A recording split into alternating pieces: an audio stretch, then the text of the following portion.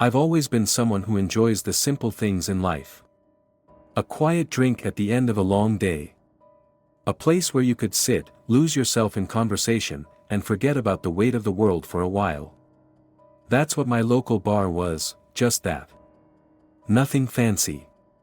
It wasn't the best bar in the city, not the worst either, but it was mine. I didn't need much more than that. The place wasn't big. Just a hole in the wall really, tucked on a side street, easy to miss if you weren't looking for it. The windows were small, the kind you could barely see through. Inside, the lighting was dim, the kind of place where you could lose yourself and not be noticed. The kind of place you could sit in for hours without anyone asking questions. And, as it happened, I was one of those regulars, always there after work, usually around the same time, sitting at the same spot. I never thought twice about it. That bar was just a place to unwind, to escape for an hour or so. It was a Friday, like any other. I was on my third beer when I first noticed them. The group that would change everything. There was a familiar rhythm to the place. Steve, the bartender, would nod when I walked in, and there was always a few of the regulars sitting at the bar or in the back booths. I knew them all, or at least, I thought I did. But there was something different about that night. Something about the way the group entered. They didn't say much to anyone, and no one really said much to them. They just appeared. And that alone, looking back, should have been enough to make me leave. It's funny how, when you're in a place long enough, you start to recognize the little things. The way someone orders their drink, the way they laugh, even how they hold their glass. It becomes second nature. And yet, these people stood out. There were 3 of them.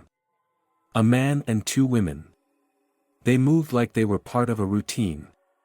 They didn't walk into the bar like they were new, they walked in like they belonged. Like they had always been there. And it wasn't just their appearance, though there was something off about them too. It was the way they moved. The way they never made a sound as they slipped into a booth near the back. I could see their faces clearly enough, but I couldn't remember any of them from before. The man had short, dark hair, neatly combed, with a clean-shaven face. He looked like someone who took care in his appearance, sharp, crisp, like he had places to be. The women were quiet, both in long, black coats, their hair tied back in neat ponytails. They sat with their backs to the room, which struck me as odd. Most people, even the ones who liked to keep to themselves, would at least face the bar or the door. These 3 sat, staring at the far wall, hardly saying a word to each other.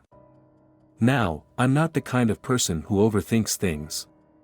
People come and go, and it's not uncommon for someone to show up in a place for the first time.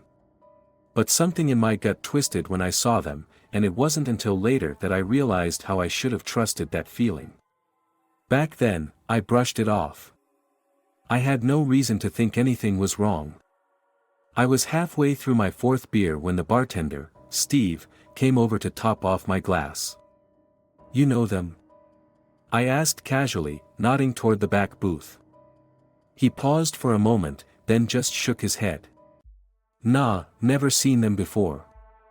His voice was tight, and he quickly walked away, avoiding eye contact. It struck me as odd at the time. Steve wasn't the type to be so short with a regular, but I didn't think much of it. At least, not right then. I didn't say much more about it, but I kept my eye on the group. There was something about them that made me uneasy. It wasn't just that they seemed out of place. It was the fact that, in a bar full of familiar faces, they seemed to have no reason to be there, and yet, they didn't look lost. They didn't look out of place at all. In fact, it was as though they were waiting for something. And then, just when I thought maybe I was overthinking it, the man, who hadn't said a word the entire time, looked straight at me. His eyes locked with mine across the room. It wasn't a brief glance, either. It was deliberate. Cold. For a second, I froze, unsure of what to do. I'm not one to make a scene, and the last thing I wanted was to come off as paranoid. But the way he stared at me made my skin prickle, like he could see right through me. Then, without breaking eye contact, he gave a subtle nod. Just a quick tilt of the head. I don't know why, but that simple gesture made my stomach drop. It wasn't a friendly nod. It wasn't even a greeting. It was something else, something I didn't understand at the time. I turned back to my drink, trying to shake off the uncomfortable feeling that had settled in. Maybe I had just had too much to drink. Maybe it was nothing. It wasn't until I finished my beer and got up to leave that I realized they hadn't even touched their drinks. I remember telling myself I'd be back the next day, nothing was wrong. Just a weird night, that's all. But there was something about that group. Something about the way they seemed to know I was watching them that left me with an unease I couldn't shake. The next time I came in, they were there again. The same 3 people. Sitting in the same booth. This time, I didn't wait to be approached. I walked straight to Steve, the bartender. "Hey, you sure you don't know them?" I asked, my voice a little too sharp, even for me. Steve gave me a look I'll never forget. It was like he was trying to say something but couldn't. He hesitated, then finally spoke. "Don't worry about them," he said quietly. "They come in, sit down, and leave. That's all you need to know." That night, I didn't think much of it. Just another strange encounter. But something started to change after that. I started noticing little things, things that didn't seem to fit. The way they always came in at the same time. How they never left until the bar was about to close. And how, each time they sat down, the room seemed to quiet down a little, as if they were pulling everyone's attention without saying a word. At that point, I didn't know what was happening. I didn't know where this was heading. But I should have. And I should have left. But I didn't. Somehow, I kept going back. It wasn't until later that I realized I was already in too deep. And the thing is, I wasn't the only one who noticed. It was like everyone in the bar knew something was off, but no one was saying anything. Not out loud. Not until it was too late. It's funny, looking back. There's a part of you that wants to believe that you're just overthinking things. That you're imagining it. But then, there are those little moments. Those fleeting details that keep coming back to you, like whispers in the dark. It starts small. Almost harmless. But over time, it builds up until it's too late to ignore. The next time I walked into the bar, they were already there, sitting in the same booth, at the same hour. It was like they had made it part of their routine. The moment I stepped inside, I felt that familiar unease again. It wasn't just their presence anymore. It was the way the whole atmosphere shifted when they entered. The usual chatter died down a little. The music from the jukebox seemed quieter. Even Steve, the bartender, who was always quick with a smile, seemed a little more distracted when he saw them.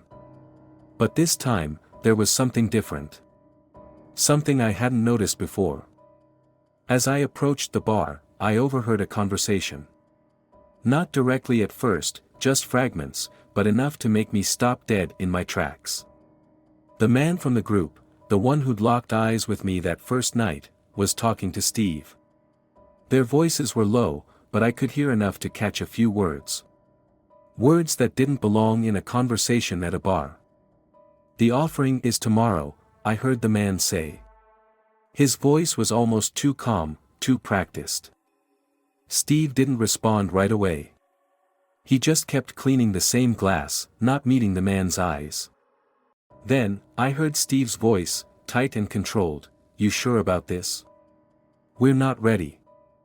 The man didn't seem to care. He just nodded, as if he'd heard this before. "We don't have much time left," he said. "It has to happen soon. We need to be prepared." I didn't know what they were talking about, but the conversation stuck with me. It didn't sound like anything that belonged in a bar. This wasn't casual talk about sports or the weather. The words offering, prepared, and ready rattled around in my head, but I didn't know why. I didn't understand then. I did understand one thing though, they weren't just some random group of people meeting for drinks. There was something more to this. Something I couldn't put my finger on. I sat down at the bar, trying to act normal. But my mind was racing. I tried to shake off what I'd overheard, but it was hard. Really hard. It felt like something was tugging at the back of my mind. I forced myself to focus on the drink in front of me. Steve slid it over, but he didn't make eye contact, and I couldn't help but feel like he was avoiding me, like I was a stranger suddenly. I asked him about the group, just to see if I could get a reaction, but he only shrugged and gave a weak smile. "They're regulars," he said. "Don't worry about them." That answer didn't sit right with me either. There was something off about the way he said it. He wasn't worried about them. He was worried about me asking. I stayed for a while longer, trying to ignore the feeling gnawing at my stomach. But the more I tried to push it aside, the more it pressed on me. It wasn't until later that night, as the bar began to empty, that I realized what had really been bothering me. I was halfway through my second beer when I saw the woman from the group, one of the women, the one with dark hair and sharp features, get up and walk toward the back door. She did it quietly, but there was something deliberate in her movement, like she knew exactly what she was doing. It wasn't the kind of exit someone makes when they're just stepping out for a smoke. She was leaving in a way that made it seem like she didn't want anyone to notice. Curiosity got the best of me, and I followed her, keeping my distance. I made my way to the back, through the dimly lit hallway leading to the restroom. It was a dead end, but it had a door that led to a small alleyway at the back of the building. The door was slightly ajar, and I could see the woman standing there, staring out into the dark street. She wasn't alone. There was another man with her. He was tall, thin, and wearing a long coat that seemed to hang a little too heavily on him, like it wasn't quite the right size. He was talking to her, his words so quiet I couldn't hear them from where I stood. But it wasn't the conversation that caught my attention. It was the way they were standing. They weren't standing like two people having a conversation. It was more like, they were waiting for something. Or someone. I don't know what I thought they were waiting for, but I knew they were waiting. I backed up, hoping they didn't see me. But as I turned to leave, I felt a sudden chill run down my spine. The door had closed behind me, and I found myself standing in that narrow alleyway, alone. That's when I heard a voice. It wasn't loud, but it was close. Too close. "What are you doing here?" I froze. It was the same man from earlier. The one who had spoken to Steve. He was standing just a few feet behind me, his expression unreadable. He was calm, but there was something cold about it. Like he knew exactly what I was doing, like he knew I didn't belong. I turned around slowly, trying to play it off like it was no big deal, but my heart was racing. "Just needed some air," I said, forcing a smile that didn't feel right. He didn't respond right away. He just stood there, staring at me, like he was weighing something in his mind. Then, without breaking eye contact, he slowly nodded. "I see." And that was it. He didn't say another word. He just turned and walked back toward the door, leaving me standing there, feeling like I was the one who had been caught. I went back inside the bar, feeling more unsettled than I ever had. Steve was behind the counter again, cleaning glasses, looking as though nothing had happened. As if this was just another night, and everything was perfectly normal. But it wasn't. I could feel it. The way everyone in the bar suddenly seemed to be a little quieter. A little more distant. Like they were all waiting for something too, and I was the only one who didn't know what was coming next. The group stayed for a while longer, and I watched them. Watched them like they were part of some silent game I couldn't understand. Eventually, they left. The same way they always did. Quiet. Unnoticed. But that night, after they were gone, something stayed with me. Something that kept whispering in the back of my mind. I should have left. I should have gone home. But instead, I stayed. And that's when I realized I'd already become a part of it. I just didn't know it yet. The next day, I couldn't shake the feeling that something was wrong. I went back to the bar, hoping to feel normal again. But when I walked in, I saw something that made my stomach drop. The group wasn't there, but the vibe had changed. There was a tension in the air. The regulars were still there, but they weren't acting like themselves. Steve was on edge. He wouldn't meet my eyes, not once. It was like he was expecting something. The bar had become a different place, and it wasn't just because of the group. It was because of me. I was already too close to whatever was happening. And I had no idea how deep it went. The next few days blurred together in a haze of discomfort. I couldn't get the feeling out of my head, the one that told me I was missing something, something important, something that wasn't right. I kept telling myself I was just overthinking it, that everything was fine, but deep down, I knew it wasn't. It had become this weight on my chest, pressing harder every time I stepped foot into that bar. I went back the next evening. And the evening after that. Each time, the unease was a little stronger, and the sense that I was being watched, followed, intensified. The group was still coming in at the same time. The same 3 people. It felt like they were everywhere I looked, even when they weren't around. It was like they had a presence that lingered long after they left. The strangest part? No one ever talked about them. Not directly. It was as though they were part of the background, yet everyone knew they were there. The regulars would glance at them from time to time, but then quickly look away, as if they were afraid to even acknowledge their presence. It was the kind of tension you could feel, but no one dared to address. One night, Steve seemed particularly on edge. He was cleaning glasses, wiping down the same spot over and over again, but his hands were shaking. And I wasn't the only one who noticed. A couple of the regulars had started whispering among themselves, but the moment Steve looked up, they fell silent. It was like everyone had agreed not to speak. At first, I couldn't understand it. What was everyone so afraid of? Why did no one talk? But then it clicked, albeit too late. That night, I decided to push a little further. I needed answers. The bar was emptier than usual, just a few of us scattered around. It was just past midnight when I saw it, a small slip of paper tucked into the corner of the bar, nearly hidden under a napkin. At first, I thought it was nothing, just a mistake or a crumpled receipt that someone had left behind. But something about the way it was placed caught my eye. It wasn't random. It was deliberate. And that was when I made a choice I would later regret. I reached for it. Slowly, carefully, like I was trying to avoid making a sound. The moment my fingers touched it, Steve's voice cut through the silence. "Don't touch that," he said, his tone sharper than I'd ever heard it. I froze. His eyes were wide, panicked even. For a moment, I didn't know what to do. Part of me wanted to ask him what the hell was going on, but I was too afraid of what he might say. Too afraid of the answer I might get.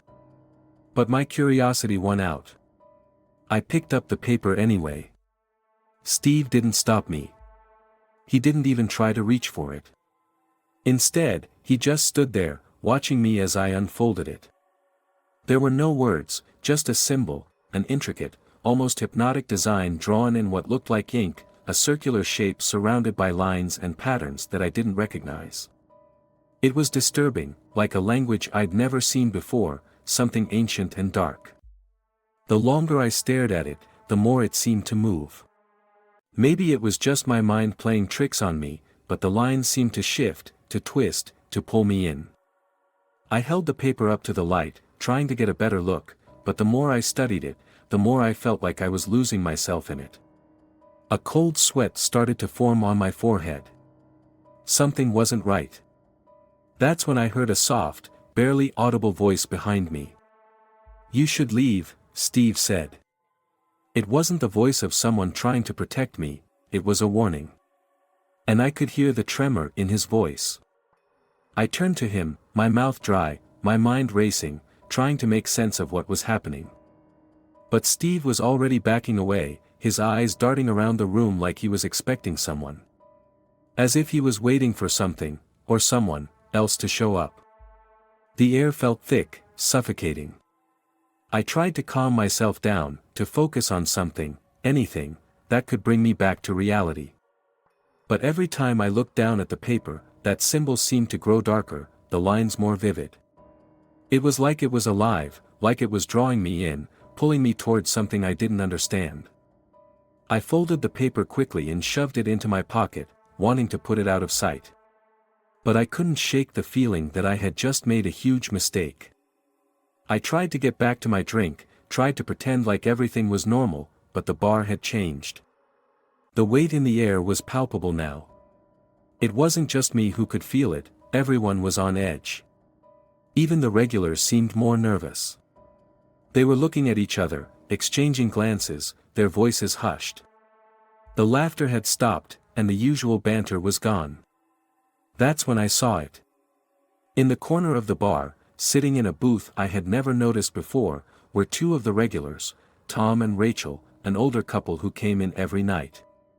They were whispering, their heads close together, their faces tense. They didn't even seem to notice me staring at them. In fact, when I caught their eyes for just a second, they immediately looked away.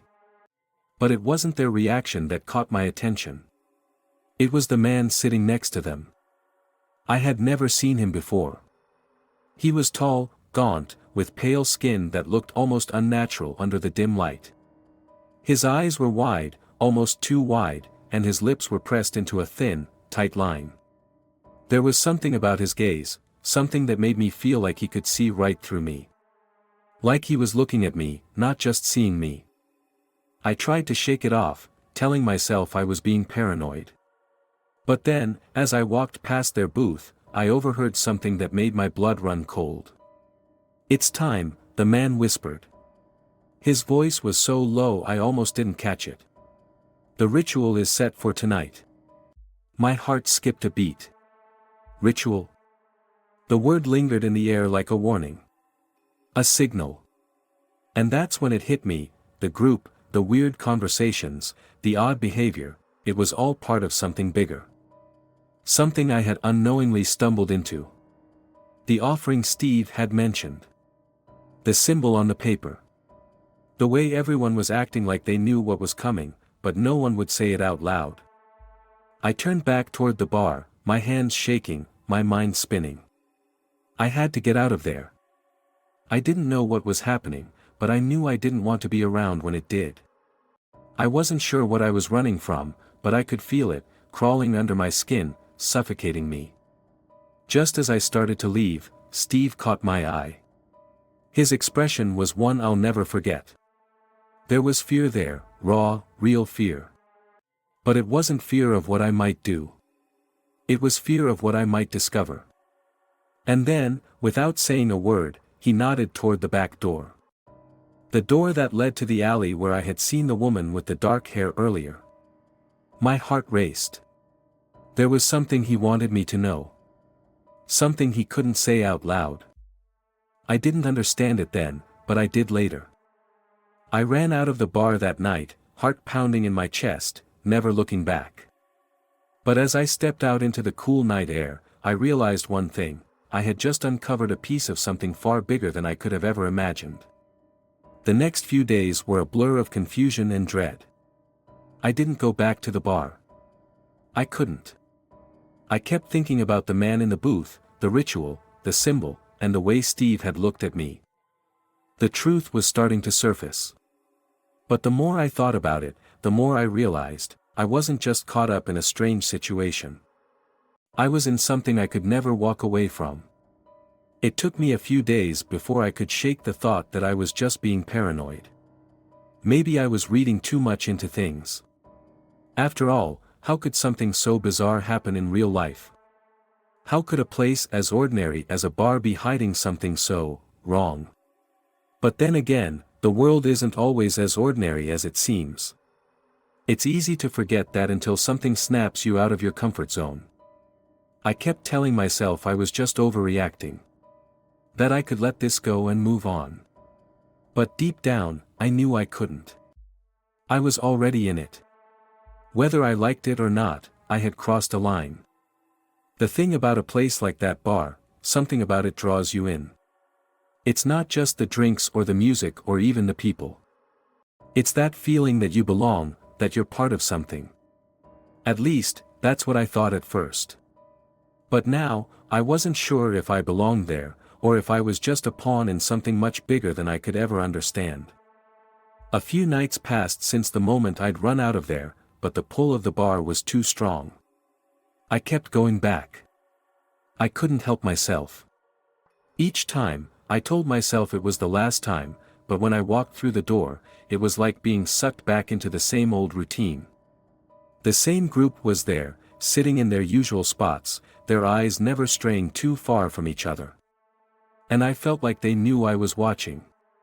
That they could feel my presence. The longer I stayed, the more certain I became, this wasn't just some group of weirdos who liked to hang out at a dive bar. There was something about them, something in their mannerisms, in the way they interacted with one another, that made it clear.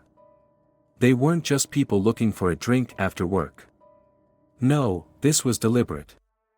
They were orchestrating something. It wasn't until I saw it happen again, something that pushed me over the edge, that I knew I had to dig deeper. It was another one of those late nights. The bar was quieter than usual, just a few regulars scattered around. The usual low hum of conversation had turned to silence, like everyone was holding their breath. Then, I saw them. The man with the long coat.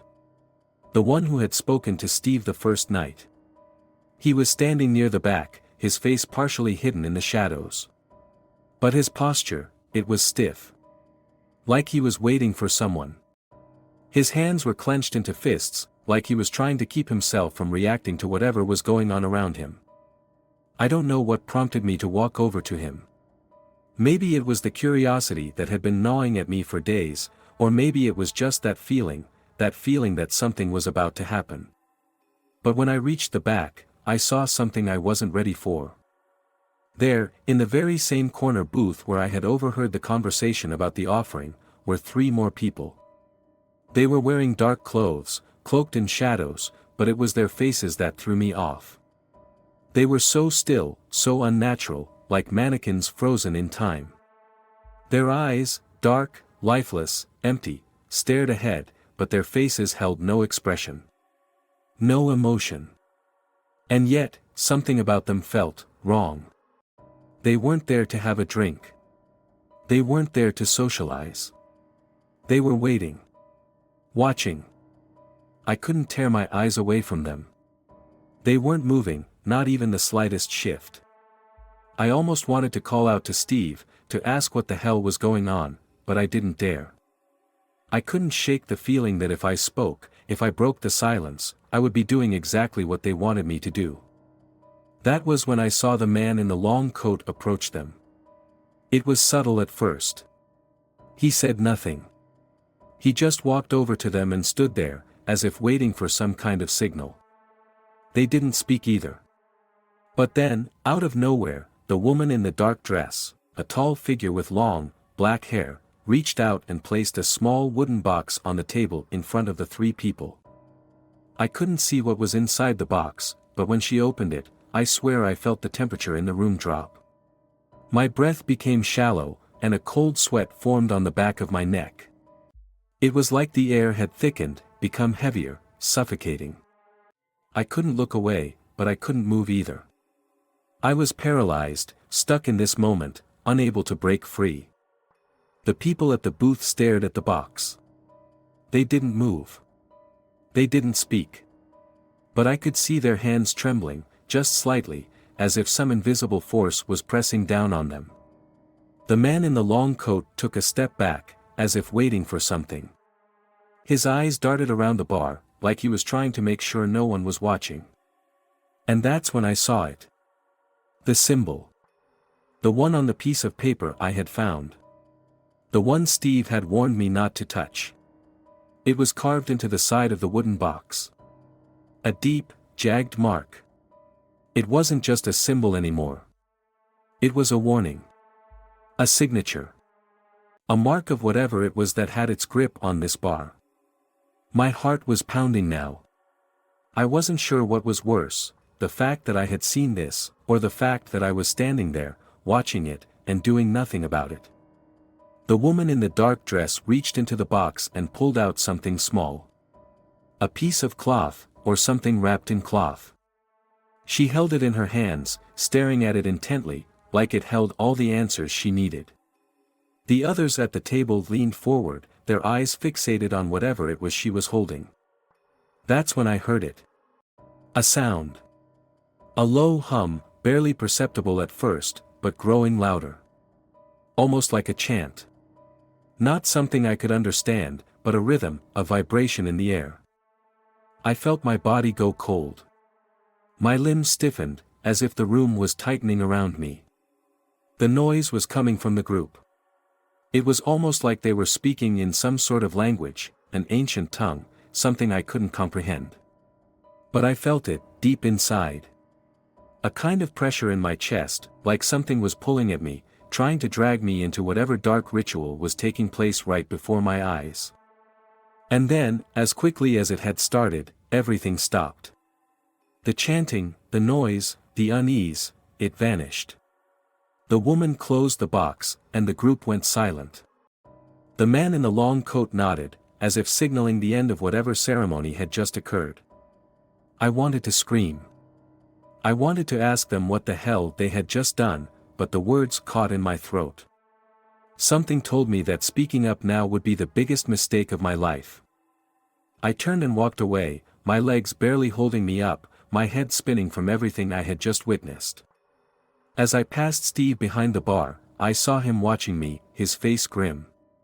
He didn't say anything. He didn't have to. The look in his eyes said it all.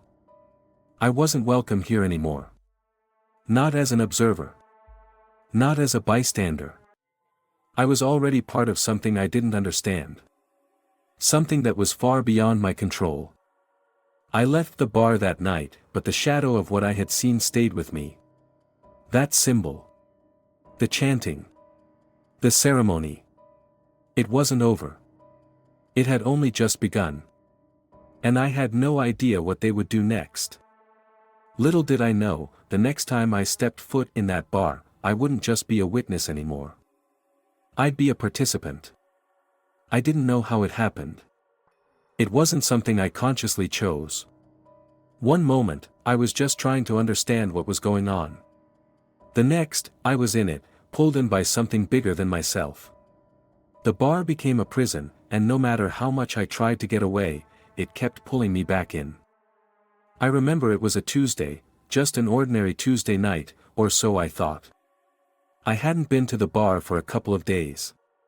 After the ceremony, I figured I needed to stay away, but the itch, the pull, the need to know more was unbearable. I couldn't stop thinking about what I had seen.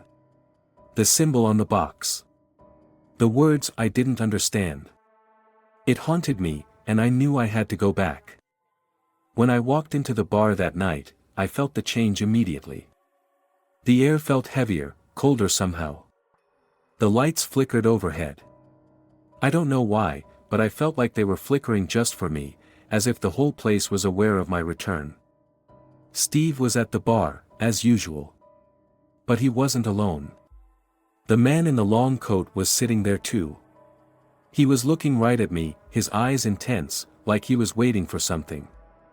I tried to ignore him, to just get a drink and sit in my corner like I always did, but the feeling in the room was unmistakable. Something was off. And that something was me. It wasn't long before the group came in, the same 3 people. The woman with the dark hair, the man in the leather jacket, and the older guy who always kept to himself. They sat down, not in their usual spots, but in the booth right across from me. They stared at me, their eyes never leaving mine, their faces unreadable. I felt my pulse quicken. There was no turning back now. For the first time, I realized they were waiting for me. They were waiting for me to make a move. Not in an aggressive way, no, it wasn't like they were trying to intimidate me.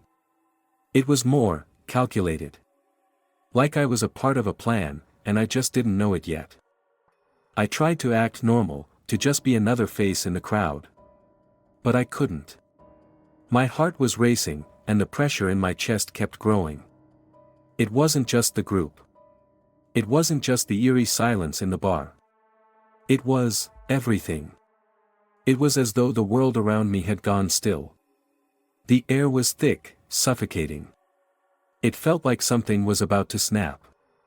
And then, without warning, Steve appeared beside me. "We need to talk," he said, his voice low, almost a whisper. He was sweating, his usual calm demeanor gone. His eyes darted nervously to the group. I followed him to the back of the bar, where there was a small storage room. It smelled of old beer and cleaning supplies. It was empty, no one else around. Steve closed the door behind us, but he didn't say anything at first. He was breathing heavily, like he was trying to work up the courage to say whatever it was he needed to say. I waited, but my patience was wearing thin.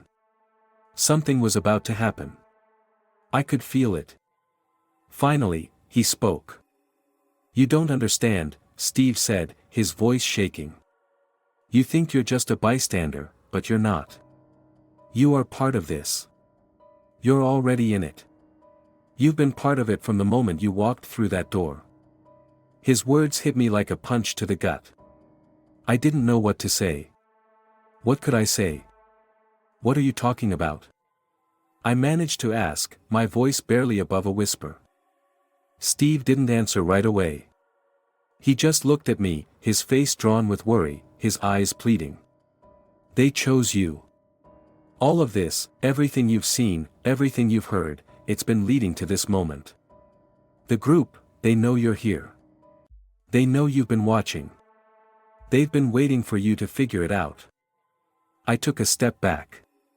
"What are you talking about? Who are they?" Steve ran a hand through his hair, his fingers trembling. "I don't know how to explain it. But they're not just a group of people. It's something older, something bigger. It's a cult, but it's more than that.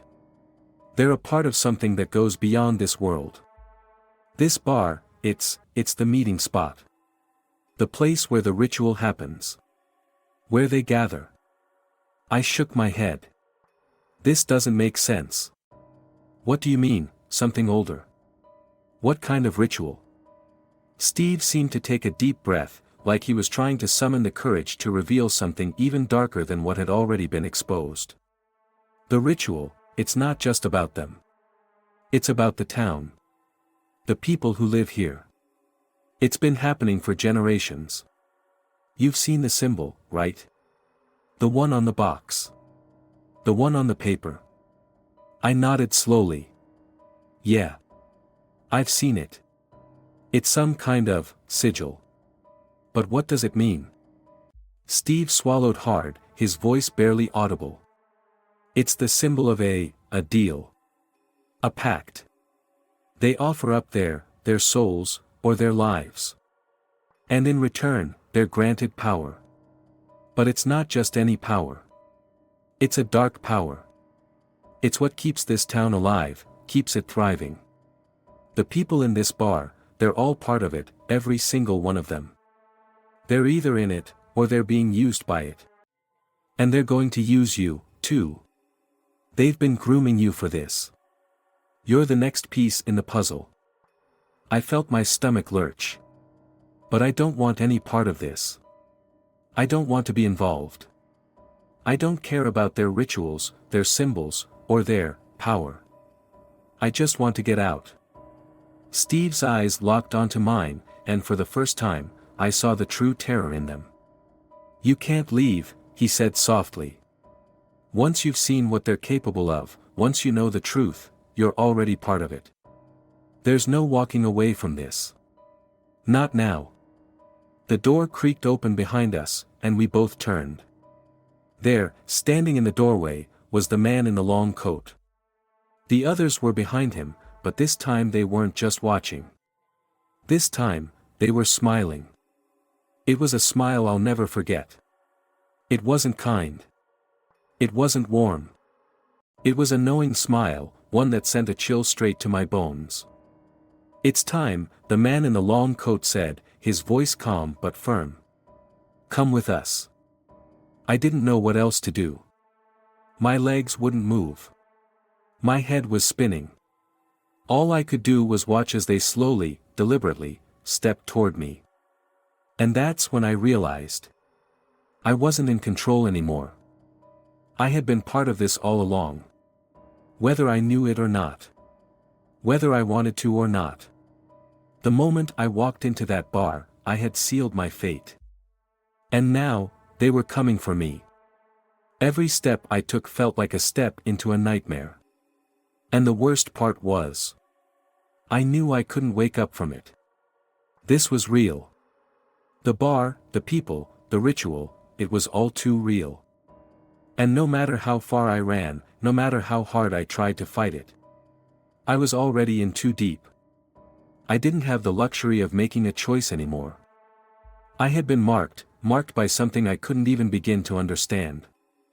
They weren't asking me to join them. They didn't need to. They'd already decided.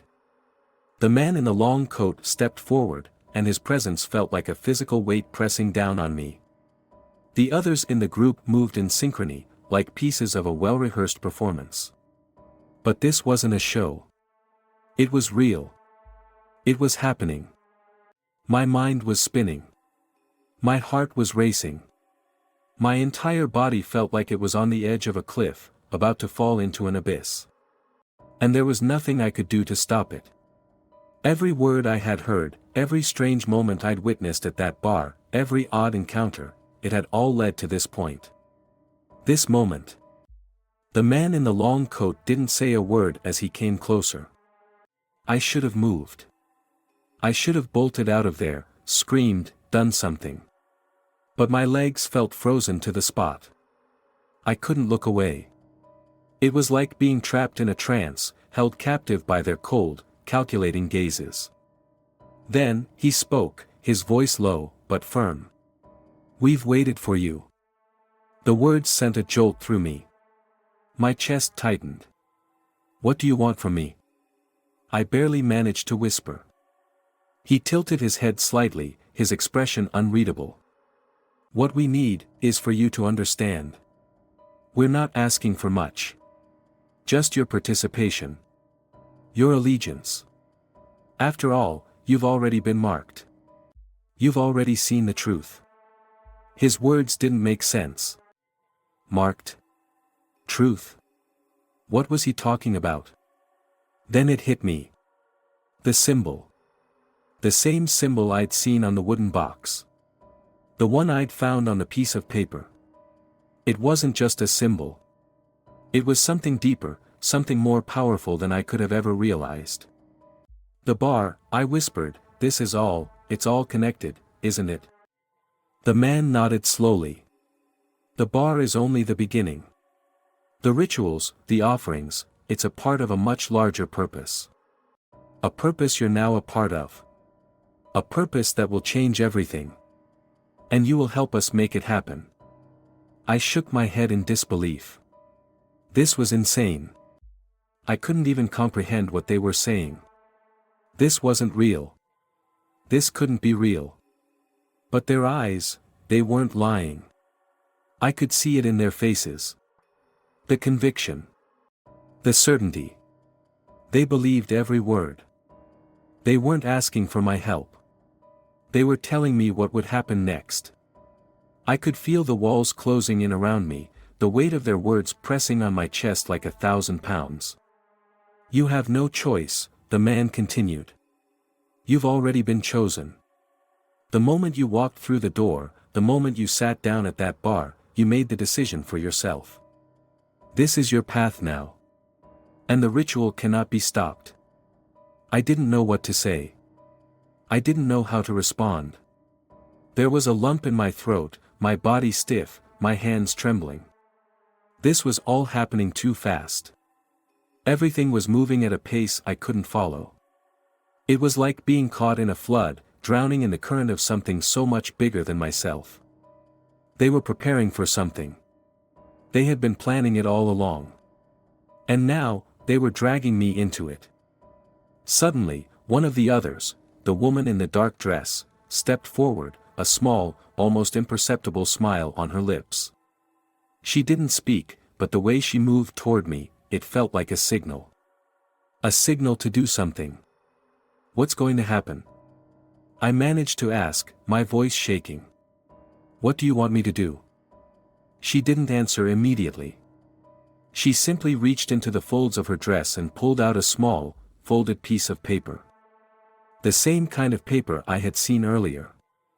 I reached out to take it, but before I could touch it, she handed it to Steve. Steve, who had been watching quietly in the corner, took the paper with trembling hands. His eyes were wide, filled with fear. It was clear that he didn't want to be part of whatever was happening, but it was too late for him, too. He was already in it. Just like me. I had no idea what was on that paper, but I could see Steve's face drain of color as he read the words. "It's time," the man in the long coat said again, his voice more forceful this time. And that was when it hit me. It wasn't just a game. This wasn't some twisted social club. This was a ritual. A real ritual. A real offering. I felt sick. The room was spinning, and my stomach churned. "What do you want me to do?" I demanded. I don't know where the courage came from, but in that moment, I had to know what was happening. I had to understand. The woman smiled again, but this time there was something cruel in her smile, something cold. "You will participate," she said. "There's no turning back now." I didn't know what she meant by participate, but I was about to find out. In that moment, I realized just how much I had underestimated the situation. I wasn't just witnessing this anymore. I wasn't just an observer. I had become a part of their world. I was a piece of the puzzle, and now, there was no way to undo what had already been done. The choice had been taken from me the moment I stepped foot into the bar. I don't know how long I stayed there. The next thing I remember was the cold chill creeping over me. They started chanting, low at first, but then louder, and louder still. It felt like the whole bar was vibrating with their voices. The walls seemed to press in from all sides, and I felt a pressure building in my chest. And that's when the door behind me opened. It wasn't Steve. It wasn't anyone I knew. But I wasn't alone anymore. The door behind me creaked open, slow and deliberate. I couldn't move. I couldn't even breathe. My heart was pounding in my chest, like it was trying to break free from the cage of my ribs. I turned slowly, and there, standing in the doorway, was someone, or rather, something, I didn't recognize. It wasn't Steve. It wasn't the man in the long coat, or the woman with the dark eyes, or any of the others I'd seen before. This thing was tall, too tall, its limbs too long. Its face was obscured, but the outline was wrong. Its eyes. I couldn't see them clearly, but I felt them on me. Cold, empty, staring right through me. For a moment, I thought it was some kind of mistake, that it wasn't real. But that was the last shred of denial I had left. There was no mistaking it now. This thing was part of the ritual. Part of whatever this group had been preparing for. The air around me grew thicker as it stepped inside, the temperature dropping so quickly I could see my breath. The whole bar seemed to shift, the walls bending, like the space itself was warping. The man in the long coat stepped forward, his hand raised to silence the others. There was no need for him to speak, everyone knew what was happening. They all stood there, motionless, watching. Waiting. And that's when I realized, this wasn't just a ritual. This wasn't something they were doing for power, or for control, or even for themselves. No. This was a sacrifice. A real one. Something was going to be taken from me, something I could never get back. The man's cold eyes met mine, and he spoke, his voice slow, deliberate. This is where your journey ends, and theirs begins. The ritual cannot be undone. You've seen too much, been too far inside the circle to leave unscathed. Now, it's your turn. I felt my legs weaken, my body trembling with fear, but I couldn't move. I was frozen in place, trapped in my own skin. The others in the room closed in around me, their faces expressionless, their eyes almost vacant, as though they were watching something that had already happened. As though they were waiting for something, too. And then, in a voice that was almost a whisper, the thing in the doorway spoke. It wasn't in any language I recognized, but it didn't need to be. I understood it as if the words were burned directly into my mind. It was calling me. Inviting me to join them. But I couldn't. I couldn't because, deep down, I knew, this wasn't just some twisted group or secret society. No, this was something ancient. Something far beyond the scope of anything I could understand. The people in this bar, they were more than just cult members. They were the vessels of something darker, and the thing in front of me wasn't just a participant. It was a god, a being that had been summoned, or bound, or maybe even born from whatever dark pact they had made. A being that had been feeding off this town, off its people, for generations. This was what they were all waiting for. This was the moment they'd all been preparing for. I thought I might be sick. And then it happened. A sudden rush of movement, fast, too fast for me to follow. The thing in the doorway moved toward me, and before I could even react, I felt something cold, ice cold, wrap around my wrist. I gasped, trying to pull away, but it held firm. Its grip was unnatural, like it was made of something other. Something dead. The air thickened, and I felt my vision blur, like I was slipping in and out of reality. The others began chanting again, louder now, the words spilling out of their mouths like a twisted hymn. I couldn't understand what they were saying, but I didn't need to. I knew what it meant. I knew. The creature pulled me forward, slowly, inexorably, dragging me towards the center of the room. Every step I took felt like I was walking through wet concrete, my legs heavy and unresponsive. The room seemed to shift around me, warping, like the world itself was coming undone. The chanting grew louder, more frenzied, until it felt like it was vibrating inside my skull.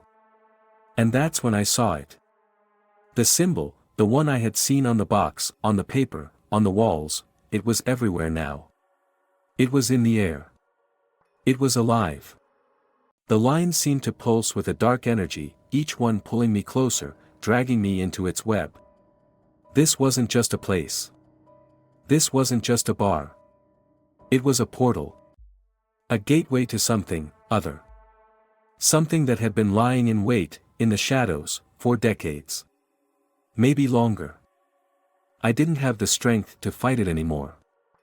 I felt myself sinking into the floor, into the earth, into the very fabric of this place, like I was being consumed by it. That's when the thing finally spoke again, this time in a voice that echoed in my mind, reverberating through my bones. It's too late for you. There's no escape. You belong to us now. I don't know how much time passed. I don't even know if what happened that night was real, or if it was some twisted dream that bled into my waking life. But I do know this, I've been marked. I've seen what they can do. I've seen what they are. And I can never forget it. They may let me walk away for now, but I'm telling you this, if you're ever in that town, if you ever step into that bar, be careful. Because once you see them, once you hear that chant, once you feel that cold, it's too late. You'll be part of it too. You'll be like the rest of us. You'll never truly leave. There's no escaping it. No one ever does. And now, it's your turn to understand. You've been warned. Subscribe and turn on notifications. The truth is always darker than you think.